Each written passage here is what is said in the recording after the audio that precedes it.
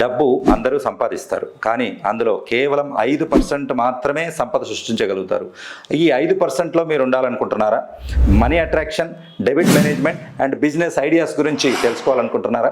కింద కనపడిన నంబర్లకు కాల్ చేసి నా క్లాస్ అటెండ్ అవ్వండి. శివోం. ఏప్రిల్ 8వ తారీఖు సోమవారం అమావాస్య మరియు అదే రోజు సూర్యగ్రహణం అనేది వచ్చింది.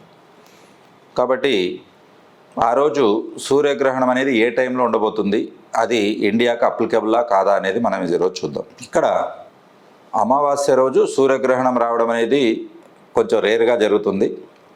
అయితే ఆ రోజు మనం చేయవలసిన విధి విధానాలు ఏంటి అనేది మనం చూసుకుంటే, ధ్యానము, జపము, అలాగే మనకు ఇష్టదేవతవి ఏవైతే ఉంటాయో ఆ మంత్రాలు కానీ లేకపోతే మీకున్నటువంటి అఫర్మేషన్స్ కానీ వీటిని పారాయణం చేసుకోవడం జరుగుతుంది. అంటే రిపీటెడ్గా చేయడం.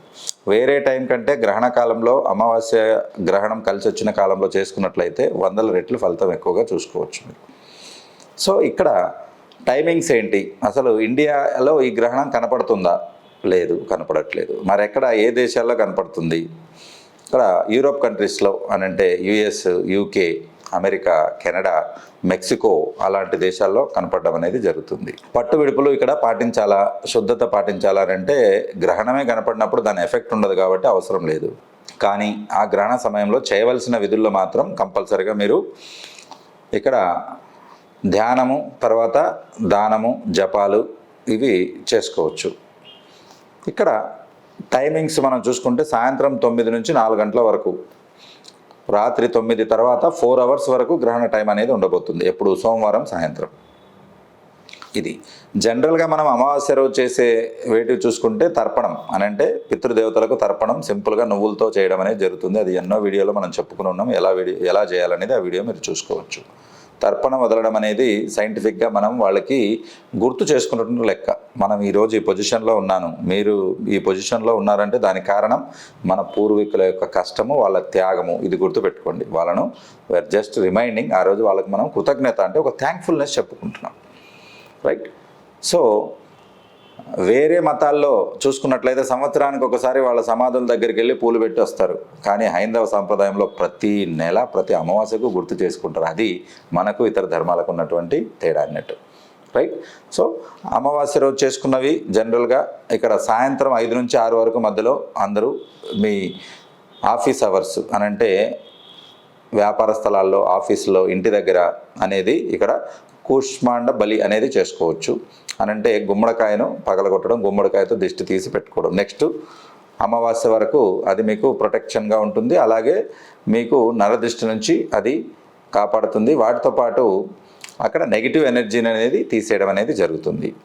నెక్స్ట్ మనం చూసుకుంటే ఇక్కడ ఈ గ్రహణ కాలం అని చెప్పుకున్నాం కదా, సాయంత్రం 9 PM నుంచి 4 అవర్స్ వరకు ఉంటుందని. ఈ 4 గంటల్లో చేయవలసిన వాటిని మనం చూసుకుంటే పారాయణాలు, తర్వాత జపం. అంటే మీకు ఇష్టమైన మంత్రాన్ని తీసుకోవచ్చు. మీకు అసలు ఇంతవరకు దాని గురించి ఐడియా లేనప్పుడు సెలెక్ట్ చేసుకోవాల్సిన వాటిలో ఫస్ట్ గాయత్రి మంత్రం వస్తుంది.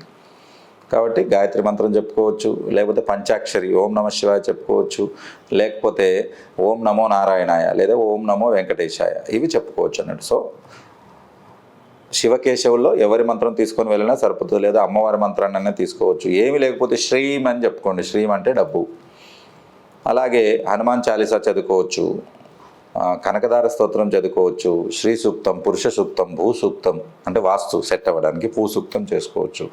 ఇలాగా ఒకటేమిటి, మనకు చదువుకోవాలా అనే మీకు ఆ సంకల్పం ఉండాలే కానీ ఒక 100 వరకు మనకు పారాయణ చేసుకోవడానికి అవకాశాలు ఉంటాయి, రైట్? జనరల్గా లలిత సహస్రనామం ఇంకా మిగతా ఎవరైతే చేసుకుంటుంటారో రెగ్యులర్లో వాళ్ళు ఆ రోజు చేసుకోవచ్చు అన్నట్టు. సో ఇది ఆ గ్రహణ కాలంలో చేసుకున్నట్లయితే వాటికి ఎక్కువ ఫలితం వచ్చి మీకు మంచి యూస్ఫుల్ అనేది ఉంటుంది. ఆ టైంను మీరు ఉపయోగించుకోండి.